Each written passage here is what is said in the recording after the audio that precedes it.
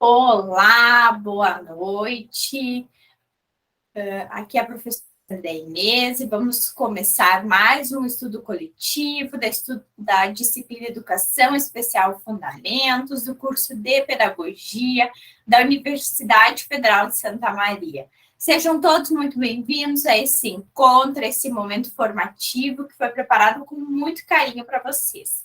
Nós utilizamos como base o material da disciplina e vamos compartilhar alguns elementos que nós julgamos que sejam importantes para que vocês, professores pedagogos, compreendam um pouco mais sobre os processos de inclusão. Estarão nos acompanhando nessa noite também a professora Tassiana e a professora Priscila, que vão se apresentar agora. Fiquem à vontade, colegas. Boa noite, sejam todos bem-vindos, que possamos aproveitar esse momento de estudo coletivo para aprender muito juntos. Qualquer dúvida, reforço, podem encaminhar a mensagem, qualquer dúvida ou dificuldade. Bom estudo para nós. Boa noite a todos, eu sou a professora Tassiana, junto com a prof. Priscila, então, acompanhando vocês, junto com a prof. Andréia. Que tenhamos um ótimo semestre, né? E isso que a professora Priscila falou, assim, qualquer dúvida, qualquer dificuldade que vocês tiverem, desde o ambiente ou de entendimento da tarefa, né? Por favor, nos contatem, a gente está aqui para ajudar vocês, tá? Sejam bem-vindos à disciplina e ao curso, né? Obrigada, professoras. É sempre uma honra dividir esses momentos formativos com os colegas. Vocês já notaram, né, que essa disciplina ela é feita no conjunto, então somos todas professoras dessa disciplina e assim nós vamos nos constituindo como grupo e nós somos todos vocês que chegam, nos trazem informações, trazem trocas, porque o formar, o constituir-se professor, ele é nesse processo.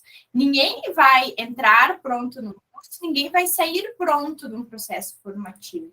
É cada dia um novo aprendizado, é cada dia uma nova situação, uma ressignificação, uma readaptação. Então, eu começo, nós vamos trazer esse momento formativo. Eu agora vou para a tela lá dos slides, então, se vocês escreverem alguma coisa ou chamarem, às vezes, à mão, eu não vou ver, mas as professoras me avisam. Vocês também podem abrir o microfone, é bem tranquilo. Nós estamos muito felizes, assim, com a dedicação que vocês têm tido com a disciplina.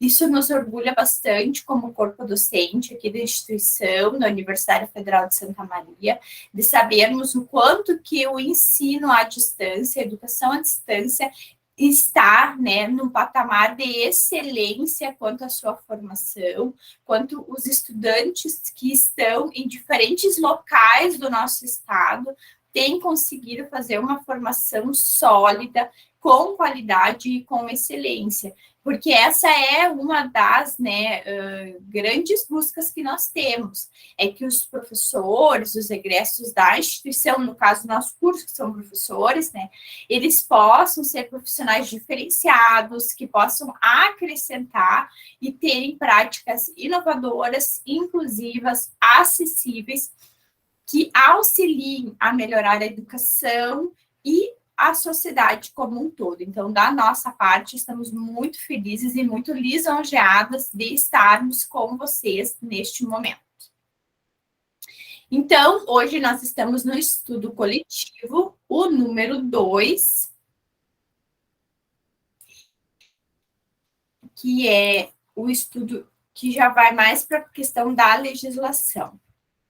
Ao final da aula, eu vou explicar um pouco sobre a atividade avaliativa 02, esses prazos, e nós vamos também deixar gravado no final de semana uma orientação bem caprichada, como nós vamos querer que vocês façam a atividade avaliativa 02, mas ela começa só lá na outra semana. Então, hoje vamos trazer história e legislação da educação especial, pensando no Brasil como ponto de referência, como ponto inicial da reflexão. Em 1988, nós temos uma Constituição nova. Nós chamamos, não que o Brasil não tivesse tido constituições anteriormente, mas em 1988 nós temos a Constituição que nós chamamos de Constituição Cidadã. Este documento é vigente até hoje, claro que ele tem um monte de alterações. E ele traz um capítulo específico direcionado para a área da educação. Isso é um olhar extremamente importante e latente para começarmos a pensar num processo de democratização do ensino.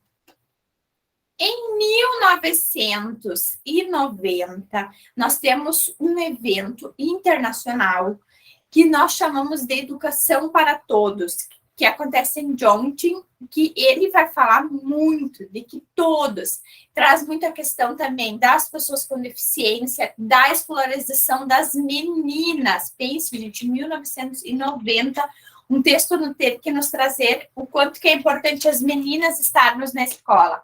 A gente sabe que quando a gente tem um texto que diz é importante que as meninas estejam na escola, nós temos também o cenário de que, quem sabe, elas não estejam o quanto que elas deveriam estar. Na sequência, em 1994, na Espanha, nós temos um evento que ocorre em Salamanca, que finaliza-se esse evento com um documento chamado Declaração de Salamanca, que é um documento extremamente importante que fala sobre a inclusão, a acessibilidade e a potência das pessoas com deficiência poderem se desenvolver, constituírem-se como sujeitos do saber. Isso na sequência, né, em 1994. Em 1996, nós temos uma atualização na Lei de Diretrizes e Bases Educacionais. Nós chamamos essa lei de LDB de 1996. É uma lei nova, 1996. Nós temos LDBs anteriores.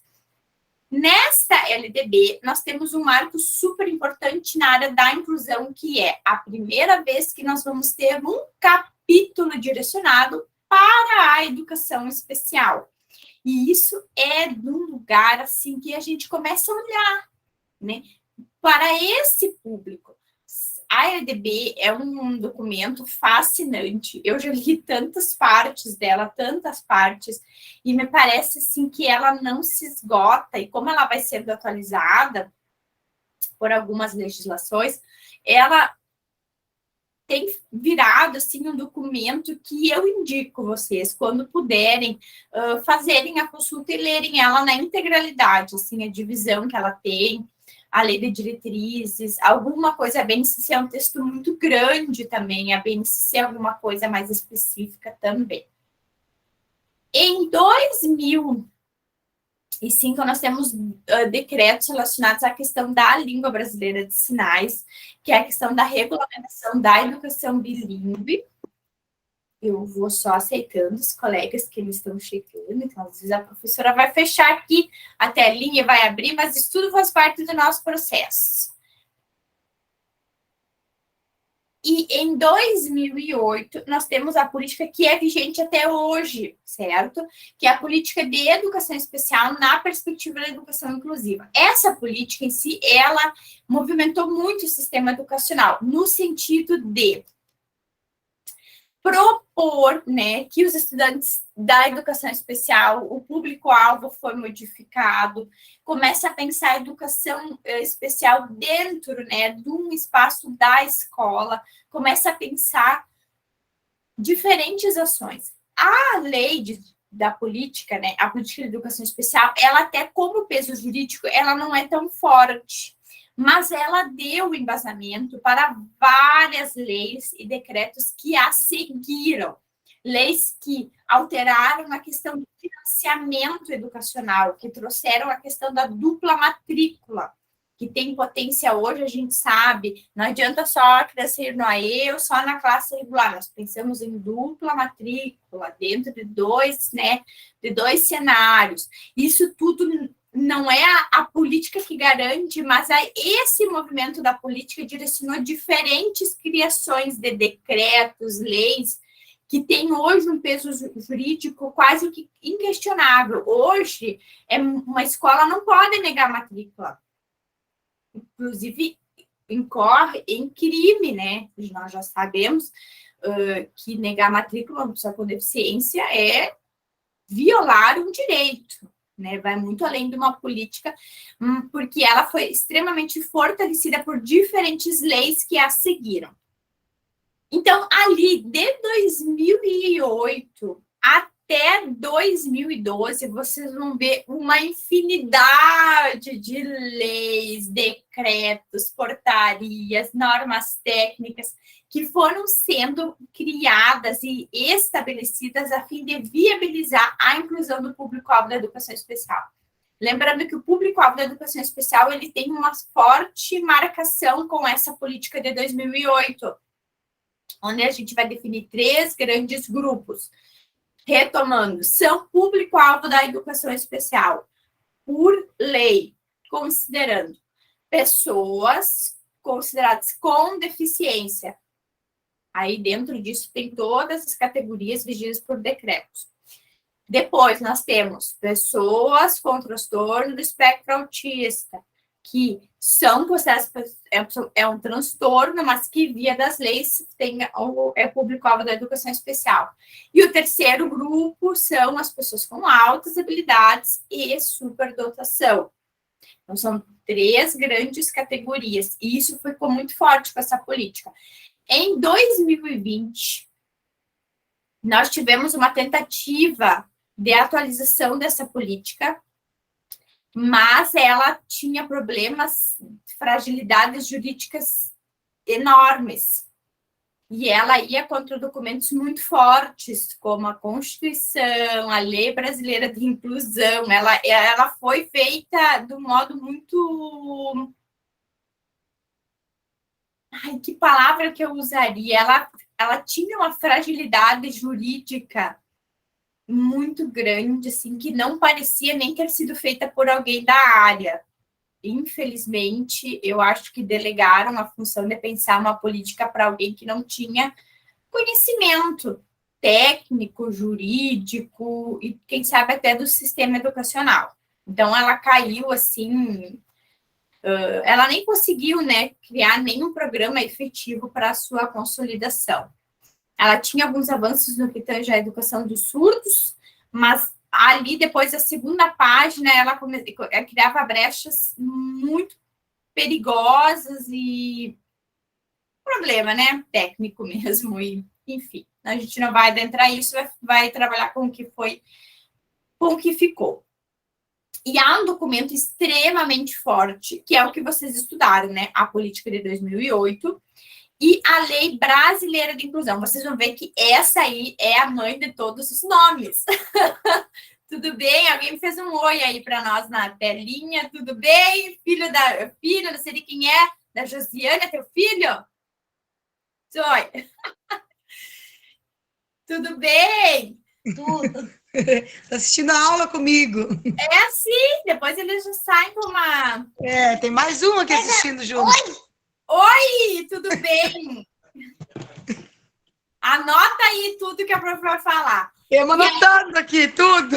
Tudo, coisa boa. Aí, em 2015, nós temos esse documento que ele tem 3 nomes e tudo vale, tá?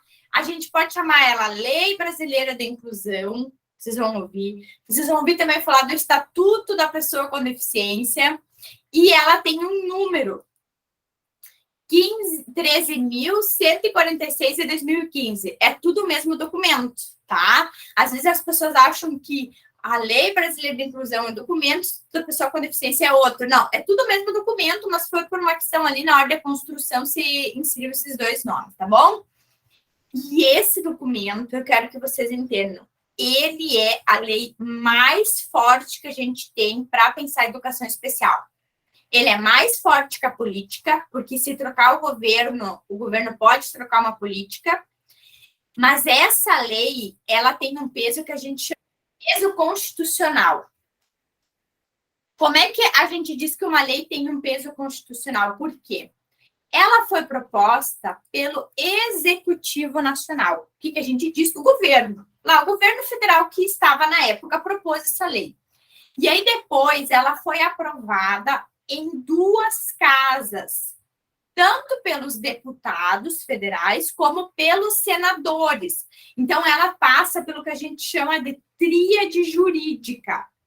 Então ela é uma lei que nada, nenhum decreto, nenhuma portaria, nenhuma política pode ir contra ela. Então, se vocês têm uma dúvida, qual é a lei mais potente que eu vou usar para se fundamentar, é essa aí. Lei Brasileira de Inclusão. Nada pode ir contra e dificilmente ela vai ser alterada. Ao contrário de uma política, né, que daqui a pouco vem, já se muda alguma coisa, né, que pode ficar mais... e mais fragilidades. Isso são recursos jurídicos. Eu gosto sempre que vocês estejam bem cientes, assim, disso, porque saber desses elementos nos ajuda. Então, nós vamos para aquele primeiro texto que a gente mandou, que é a Política de Educação Especial na Perspectiva da Educação Inclusiva. Qual que é o objetivo dessa política nacional? Ela busca, né, assegurar a inclusão escolar de alunos com deficiência, transtornos globais de desenvolvimento, e isso foi atualizado, que agora a gente usa o texto lá do documento, mas são os alunos com autismo e altas habilidades e superdotação. Então, qual o objetivo? Assegurar a inclusão educacional. E depois nós temos a Lei Brasileira de Inclusão, né? LBI, Estatuto da Pessoa com Deficiência. E nesse documento nós temos algumas coisas bem importantes, são glossários, assim, para vocês lerem, para vocês compreenderem alguns termos. Primeira coisa, lá nos primeiros artigos, eles fazem definição, tá, mas o que é a pessoa com deficiência? O que é acessibilidade? O que é barreira? O que é isso? É muito bom, é um material interessante até para a gente compreender os conceitos. Então, segundo a Lei Brasileira de Inclusão, considera-se pessoa com deficiência aquela que tem impedimento de longo prazo de natureza física, mental, intelectual ou sensorial, o qual, em interação com uma ou mais barreiras, pode obstruir sua participação plena e efetiva na sociedade em igualdade de condições com as demais pessoas. Isso quer dizer o quê?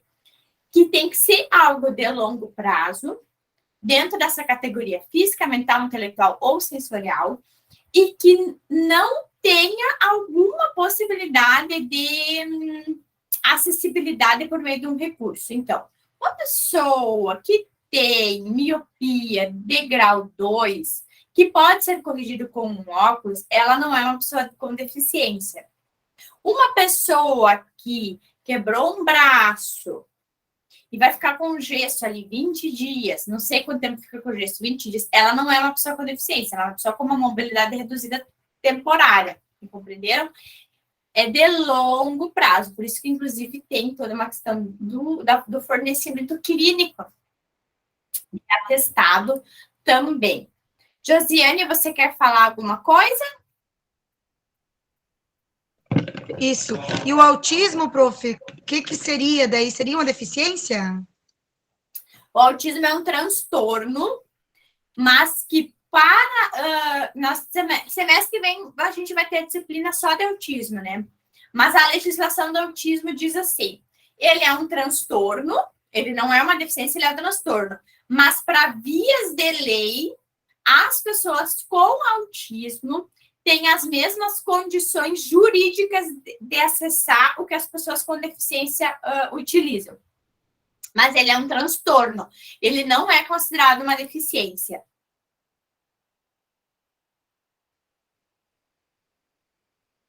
É um desenvolvimento atípico, né? E aí é diferenciado. É o que a gente mais tem. Semestre que vem vamos ter a disciplina de autismo. E aí vai ser uma discussão, porque como são disciplinas bem importantes dentro do curso, Libras e autismo, como são assuntos super densos, né?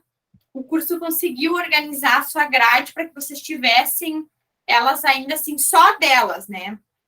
Não que as outras não sejam importantes, mas essas, assim, são bem latentes. A questão da língua brasileira de sinais, porque está lá na LDB também, na lei, e também a questão do autismo, porque nós temos uma demanda surreal, né, dentro do espaço educacional. Não sei se eu respondi a tua dúvida, José. Façam que nem a colega, porque é assim que a gente vai construindo a disciplina.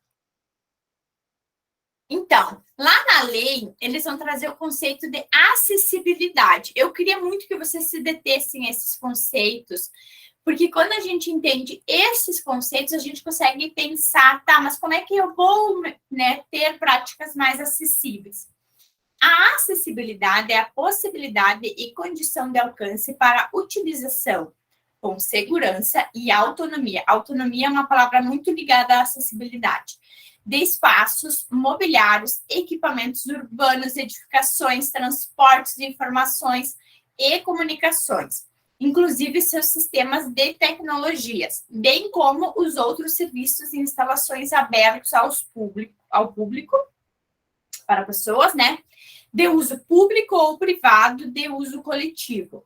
Isso tanto na zona rural quanto na zona urbana, por pessoa com deficiência ou mobilidade reduzida. Quando a gente pensa o conceito de acessibilidade, a gente tem que sempre pensar que é que a pessoa possa utilizar com autonomia e segurança tudo o que é, né, tudo que está nos espaços, seja esse espaço público, privado, urbano, rural. E aí a gente pensa em tudo, né? A gente pensa acesso a prédio, a gente pensa acesso à informação, a gente pensa acesso a serviços de mobilidade, serviços de acesso à cultura. Então, a gente pensa tudo, mas dentro do conceito de acessibilidade, me parece que o que há de mais forte é a questão de autonomia, que a pessoa, ela possa acessar isso.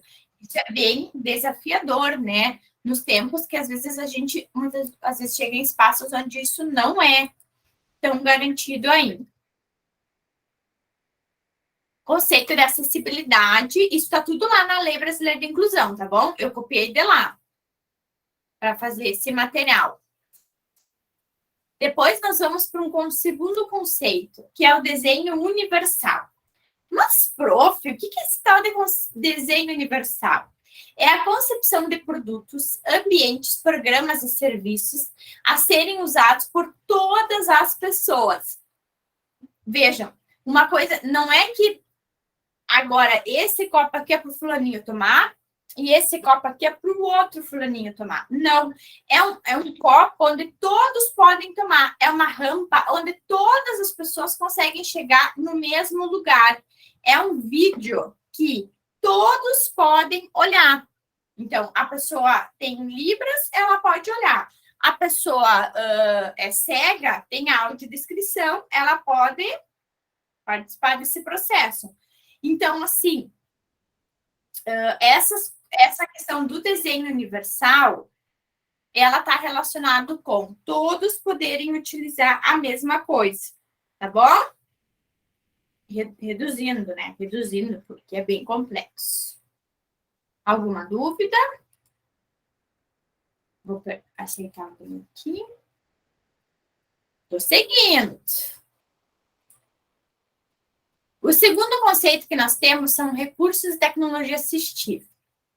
Tecnologia assistiva ou ajuda técnica são produtos, equipamentos, dispositivos, recursos, metodologias, estratégias, práticas e serviços que objetivem promover a funcionalidade relacionada à atividade e à participação da pessoa com deficiência ou com mobilidade reduzida, visando a sua autonomia, independência, qualidade de vida e inclusão social.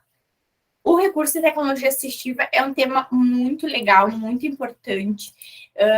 Eu particularmente gosto bastante dessa área, assim, das possibilidades de a gente usar o que há de tecnologia, de ferramenta, de equipamento, para que as pessoas possam estar e utilizar os espaços com equidade, com qualidade, para que os alunos, todos os alunos, possam se preocupar em chegar na aula e só se preocupar se vão aprender ou não, e não, será que vai estar acessível esse material? Será que não vai estar?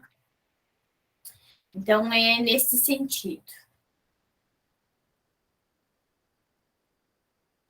Segundo conceito se a gente está pensando muito em como que as pessoas vão acessar, que a gente quer que todos acessem em par de igualdade, que todos estejam, né, que possam usufruir desses espaços, nós vamos pensar o que são as barreiras. Barreira é qualquer entrave, obstáculo, atitude. Então, uma barreira pode ser uma atitude. Eu posso me posicionar de um jeito que a outra pessoa não vai conseguir estar, por uma questão preconceituosa, por uma questão de não conhecer. Ou comportamento que limite ou impeça a participação social da pessoa, bem como o gozo, a fruição, o exercício de seus direitos à acessibilidade, a liberdade de movimento e de expressão, a comunicação, ao acesso à informação, à compreensão, à circulação com segurança, entre outros, classificando. Aí a gente vai ter os tipos de barreiras. Boa noite. Quem chegou depois, eu estou gravando. Aí vocês olhem mais ou menos aqui o slide que está, slide barreiras, daí vocês depois acessem, eu vou deixar lá na nossa disciplina, eu deixo ele lá no YouTube também, aí a gente consegue que vocês possam retomar, tá bom? A gente começou no horário, e a gente entende que alguns, às vezes, têm rotina, as coisas acontecem, né? Aí vocês só cuidem aqui, ó, quando eu chegar no slide que eu estou falando, aí vocês anotam, depois vocês olham a gravação até esse pedacinho anterior, tá bom? Então, vamos trazer para vocês os tipos de barreira. Quando a gente pensar nos tipos de barreira, a gente vai conseguir pensar também nos tipos de acessibilidade. Tipos de barreiras, tá? A urbanística, a arquitetônica, nos transportes, nas comunicações e na informação, atitudinais e tecnológicas. São 6 grandes categorias. Aqui. Agora eu vou trabalhar cada uma com vocês para a gente começar a pensar. A urbanística tem a ver com as existentes nas vias e nos espaços públicos e privados, abertos ao público. Urbanística. O que é forte da urbanística? Nas vias e nos espaços públicos e privados. Pensem, urbano, né? Urbano, estrada, congestionamento, para vocês se lembrarem. A arquitetônica, as existentes nos edifícios arquitetônicas. Lembra dos arquitetos? Nos edifícios, seja eles públicos ou privados.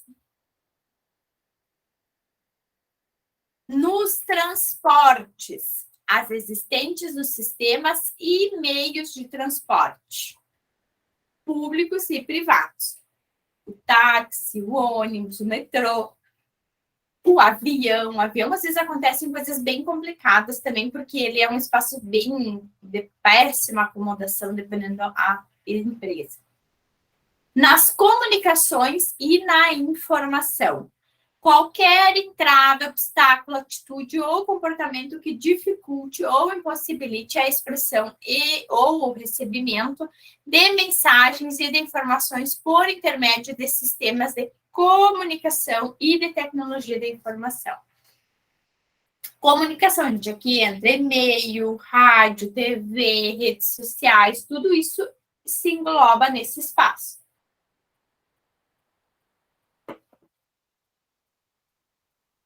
A atitudinal. Essa tem a ver com as atitudes das pessoas. Atitudes ou comportamentos que impeçam ou prejudiquem a participação social da pessoa com deficiência em igualdade de condições e oportunidades com as demais pessoas. E a segunda e última, a sexta, tecnológicas, as que dificultam ou impedem o acesso da pessoa com deficiência às tecnologias, ao celular, aos ambientes digitais, enfim, a diferentes recursos. Percebam, né? Não é só uma categoria, né? São várias, né? Quando a gente começa a estudar acessibilidade, a gente pensa muito nessa acessibilidade arquitetônica, né? Na rampa, no elevador, mas percebam, olha só, o acesso à informação é um direito, é uma possibilidade de acessibilidade. O atitudinal, gente, o atitudinal não é só tu dizer assim, ele não sabe, mas é também tu colocar a pessoa num lugar de inferioridade, dizer, ai, pobrezinho, ó. Eu até te incluo, mas até ali, entendeu? É muito comum, às vezes, as pessoas têm preconceito linguístico com o surdo, acham que ele sabe menos, porque às vezes ele escreve de um jeito mais diferente de nós. Isso é atitudinal. Ou que acha assim, mas eu acho que deixa, né? Passa o aluno, não dá oportunidade, né, de que ele se desenvolva. Isso também é atitudinal. Ou, eu nem vou falar para ele fazer, porque ele não vai conseguir. Isso tudo é uma entrave atitudinal. Não adianta a gente ter um prédio lindo com piso tátil, com tecnologia, com leitor de tela, com intérprete, tudo, se nesse espaço as pessoas efetivamente não trabalharem a questão da igualdade, né? Eu sou um colega teu, esse aluno ele tem direito de aprender. Então, a questão atitudinal me parece ser o maior desafio que nós temos como sociedade, porque ele envolve uma mudança conceitual, que também é tu não colocar o outro como inferior. Nós temos dentro da área da educação especial um debate bem grande, que é o capacitismo. O conceito de capacitismo ele é bem amplo. Se a gente quisesse falar de capacitismo, dá para fazer uma disciplina só disso. Mas num resuminho disso, o capacitismo é tu reduzir a pessoa à deficiência dela. E quando tu reduz ela à sua própria deficiência, tu reduz ela ao sujeito da falta. Então, ela não a identidade dela não é ela, mas é a deficiência que ela tem. E tudo eu vou olhar sempre para essa falta, né? Porque como eu olho só para a deficiência, eu vejo ela só como um sujeito com menos potência de desenvolvimento, com menos potência cognitiva, uma prática capacitista também que, né, às vezes até aparece um pouco maquiada, assim, de, então ele é um super-herói. Como você é superou tudo, né? Aí, não, né, lá em cima ou lá embaixo, assim. O conceito de capacitismo é um conceito bem interessante, mas ele é bem amplo. Então, a Prof tentou dar uma reduzida aqui nesse tempo humilde que nós temos aqui para debater esse assunto. E eu não vou dizer para vocês, a gente tem que cuidar, porque muitas vezes até nós estamos carregados com esses vícios sociais. Eu digo, tomo por mim, assim, a gente está sempre trabalhando com isso, mas a gente tem que cuidar muito, assim, para não transformar o sujeito nesse lugar que é um lugar só do diagnóstico dessa condição. Ele é uma pessoa como todos nós, que tem a sua potência de desenvolvimento, que tem as suas limitações, assim como nós também temos as nossas limitações. E que importante seria se a gente pudesse começar a olhar também para nós como sujeitos que muitas vezes não somos, né? A gente acha assim o normal, e aí a gente fica pensando em que lugar que eu sou normal, né? Se vocês me verem dançando, vocês vão ver que eu não manjo. Que a prof aqui, ela não desceu para a terra aqui para brilhar num salão de baile. Entenderam? E é isso. E tá tudo bem. Eu me divirto. Os outros também devem se divertir vendo. Deve ser engraçadíssimo, porque eu tenho mais de 1 metro de perna, então deve ser horrível elas desorganizadas, né, ali. Mas é isso, sim. Eu acho que a gente vive um paradigma que é interessante e que nos chama a constante reflexão. de quem efetivamente é o sujeito do saber, o que é a norma hoje em dia. Norma, daqui a um tempo, vai ser só mais nome de gente. Não vai mais poder ser assim, isso aqui é normal, isso aqui é... Eu não sonho com esse dia. Me desculpem as ironias, assim, mas é porque eu acho que é por aí mesmo. Então, lá na Constituição, eu tenho um material bem bom. Eu acho bom até que vocês guardem essas citações, assim, para a vida de vocês depois, quando forem fazer os estágios, os TCCs. É bem bom já saber aonde que estão esses textos para ler ali, para compreender mais. A nossa Constituição tem uma parte bem interessante que diz assim: a educação constitui direito da pessoa... direito à educação, artigo 27. Isso aqui não é da Constituição, isso aqui é do Estatuto da Pessoa com Deficiência ainda. A educação constitui direito da pessoa com deficiência assegurado no sistema educacional, inclusivo em todos os níveis e aprendizado ao longo da vida, de forma a alcançar o máximo desenvolvimento possível dos seus talentos e habilidades físicas, sensoriais, intelectuais e sociais, segundo suas características, interesses e necessidades de aprendizagem. Percebam, em todos os níveis de aprendizado. A gente pensa em níveis educacionais, são desde a educação infantil, o ensino fundamental, o ensino médio, o ensino superior, dividido lá em todas aquelas categorias, tudo que pode, né, ser relacionado a tudo que nós temos hoje de estrutura educacional. Níveis, todas as modalidades, presencial, à distância, educação de jovens e adultos, educação indígena, enfim, todas essas modalidades também. E ao longo de toda a vida, não só até os 18, como a gente muitas vezes acha, então tem que manter na escola até que faça 18 anos. Aí depois já ninguém mais precisa se preocupar, né? Então a gente tem que ter esse documento, ele traz umas coisas bem importantes assim para a gente pensar. E que, de forma a alcançar o máximo desenvolvimento possível, o possível para ele, o possível para nós também não vamos ser fluentes em tudo que a gente fizer. Compreendem? O máximo que aquele sujeito, até onde ele também lhe for pertinente, mas sempre né, uma escolha do próprio sujeito e não nós como sociedade. Dizer, não, você só pode até aqui, que muitas vezes acontece porque nós não temos a estrutura de acessibilidade.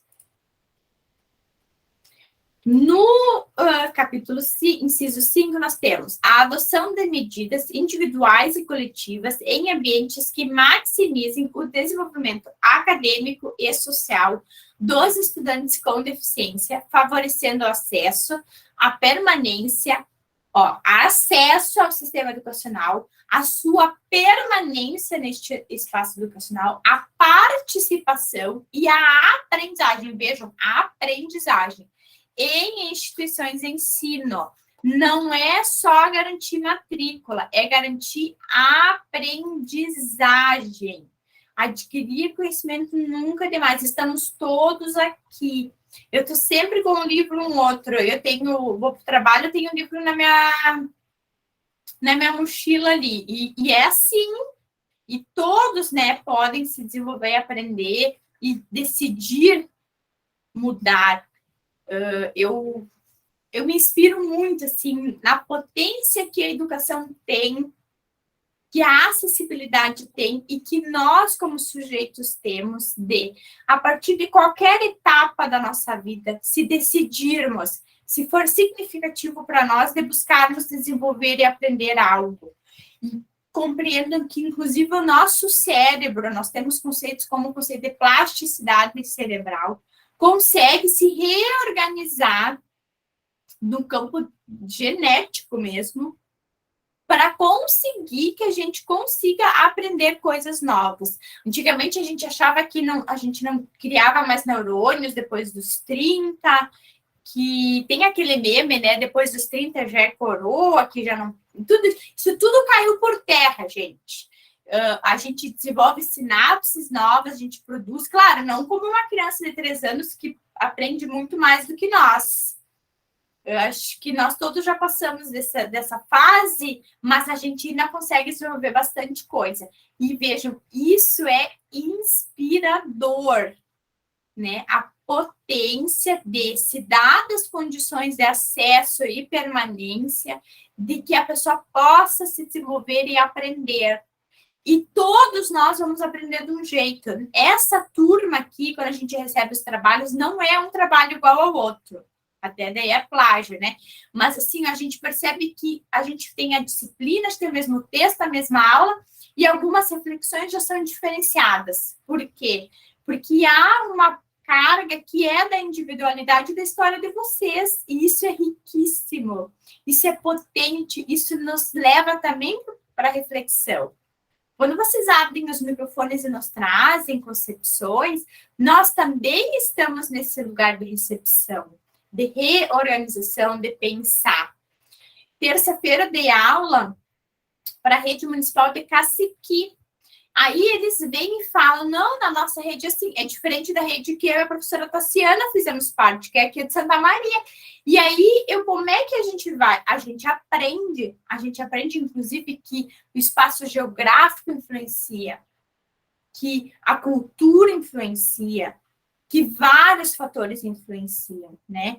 Mas que, quando a gente pensar em sistema educacional brasileiro, hoje, em 2022, nós precisamos pensar num espaço educacional que consiga ser inclusivo para os nossos alunos. E muitas vezes nós vamos tentar uma vez, vamos tentar 2 vezes. Às vezes a gente tenta várias vezes até que a gente consegue. Mas a gente não pode desistir. Esse era o resumo conceitual. Isso aqui são tudo conceitos que a prof tirou lá do material de vocês, tá?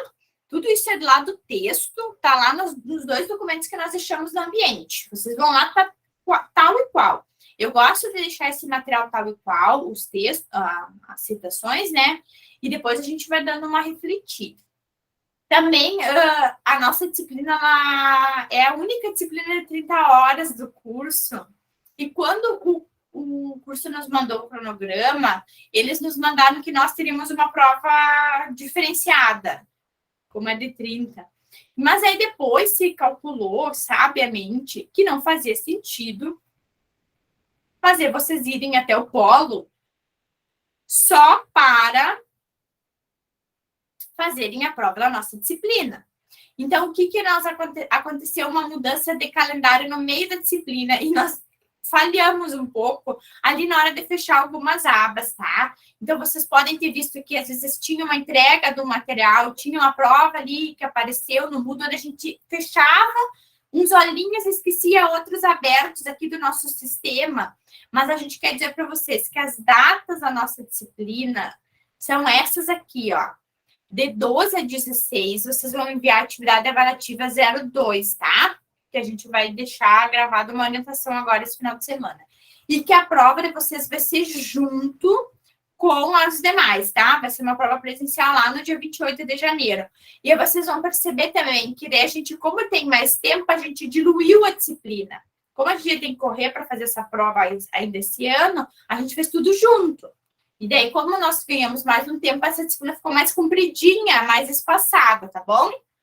Só para a gente explicar o que aconteceu, porque foi uma mudança no meio do caminho. E eu creio que a coordenação teve o olhar mais justo, né? Imagina, existem pessoas que moram a 100 quilômetros do polo, para ir lá só fazer uma prova, também não nos pareceu muito justo. E vocês têm mais um tempo aqui para ficar com a gente interagindo. Nós também gostamos, né, professoras? A gente quer saber se vocês têm alguma dúvida quanto ao conteúdo da disciplina que a gente conversou hoje. Questão da acessibilidade, querem trazer algum debate, alguma coisa? Fiquem bem à vontade. E não saem porque eu quero tirar uma foto, porque a gente quer ter as fotos para depois lá na formatura dizer, não, essa turma aí eu acompanhei ó, desde que eles chegaram lá na universidade. Tá bom? Alguém tem alguma dúvida? Tem alguma colocação? Acha que o que a gente falou, assim, realmente é complexo? Já tinha lido sobre? Tudo que vocês pensarem, assim, é sempre válido.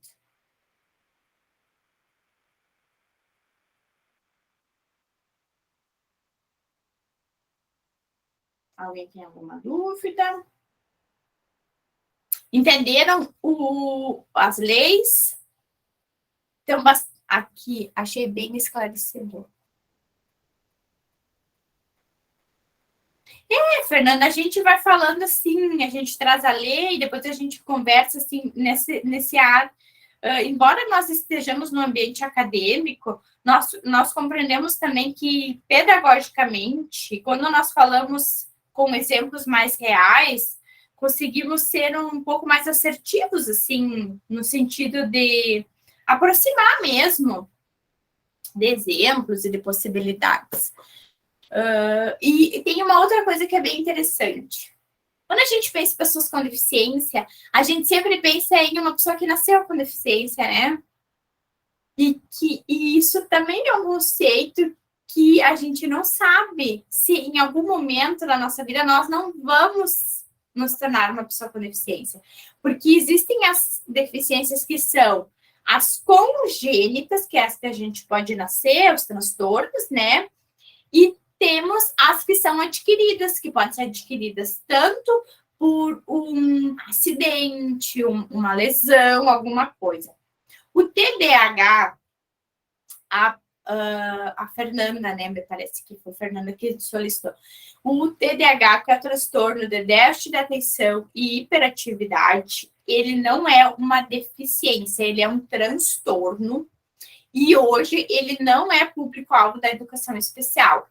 O que acontece? Ele acaba sendo o público-alvo da psicopedagogia. Muitas vezes nós temos alunos com uma deficiência e TDAH, mas ele só não caracteriza acesso ao atendimento do AEE, né, da educação especial. Hoje não está. A dislexia não é público-alvo da educação especial. É um debate bem grande dentro da área, assim, se a gente considera o impacto educacional da dislexia. E me parece, assim, particularmente, que a dislexia poderia, sim, ser abarcada em alguns casos, mas aí a gente pensa também, será que não seria melhor, então, a gente pensar, além da educação especial, a gente ter a psicopedagogia dentro da escola? São debates, né? São debates potentes, enormes. Eu, como professora de educação especial, como eu não tenho uma colega psicopedagoga, eu penso, eu poderia atender, porque eu entendo que tem um impacto ali na aprendizagem do aluno na escola, mas ao mesmo tempo eu penso, não, mas poderia ter um colega psicopedagogo, um pedagogo, né, um psicopedagogo com especialização, que poderia estar de forma conjunta atuando aqui na escola, e eu atendo os da educação especial e ele atenderia, né? Então, ali a gente pensa assim, que parece que há um caminho como sistema educacional para garantir o que a gente pensa como equidade. Eu penso que esses alunos, eles precisam de um acompanhamento no ambiente educacional e que a gente tem que começar a pensar também nisso. Mas aí vocês imaginam, isso aí bate em recurso, na contratação de especialistas, e aí muitas vezes isso é uma questão até... infelizmente, por desconhecimento, não são repensados, mas eu acho que a educação precisaria, sim, ter os dois profissionais. Nós temos em algumas instituições, né? Alguns municípios conseguem trabalhar com isso e outros não. Mais alguma dúvida? Então, eu vou trazer as da atividade 02, eu vou gravar isso de novo, tá? para ficar só ele, bem bonitinho, mas aí vocês já vão falando se vocês têm alguma dúvida igual. Nós estamos, não sei se vocês notaram, lá a atividade 1 e a atividade 2, elas vão formar 2 grandes resumos. Então, o que nós queremos? Que ao final da disciplina vocês tenham uma síntese do que é mais importante desses conteúdos. Então, vocês estão fazendo atividade, vocês já estão estudando o que é mais importante desses textos, já estão fazendo um resumo para estudar para a prova, certo? E vão ter um resumo depois também quando forem lá para a escola trabalhar. Muitos já trabalham, né? A gente sabe que o pessoal da educação à distância já tem turma, já é formado, já está na segunda licenciatura, e a gente tem alunos com mestrado, com outros cursos. Olha, é uma riqueza formativa que eu fico encantada. Então, a total, né, essa disciplina vai valer 2 pontos. E essas questões, então, vão valer 0,4 cada um. Vamos lá. Público-alvo da política de educação especial.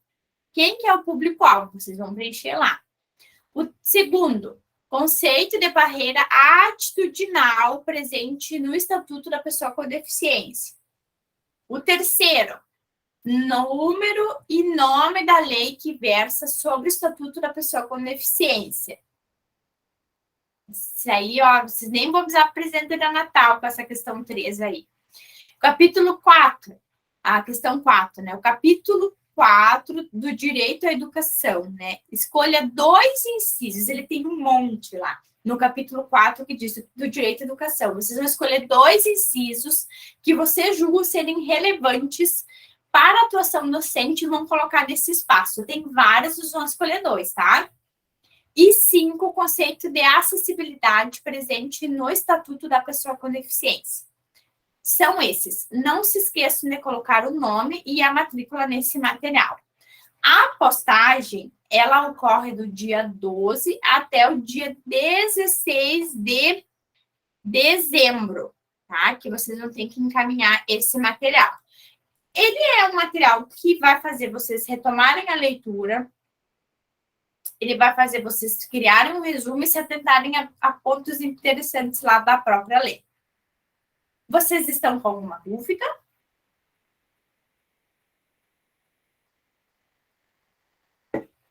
Então, da nossa parte, nós queremos agradecer a todos vocês que estiveram presentes nessa aula, dizer que nós, como equipe da disciplina, estamos muito felizes com esse grupo que está chegando.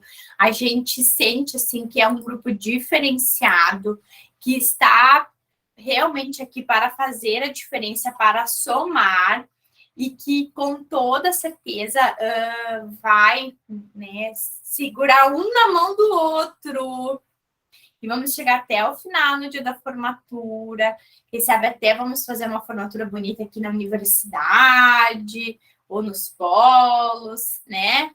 Vamos pensar o que pode acontecer até esse dia que vocês vão chegar lá. Eu peço que vocês abram as suas câmeras para a gente tirar uma foto bem bonitinha. Eu vou interromper a gravação. Eu agradeço a cada um de vocês que esteve aqui, que olhou, né? E dizer que nós estamos sempre à disposição como equipe da disciplina lá no ambiente virtual da aprendizagem. Andréa, tem só um questionamento da Marielle ali no chat. Isso.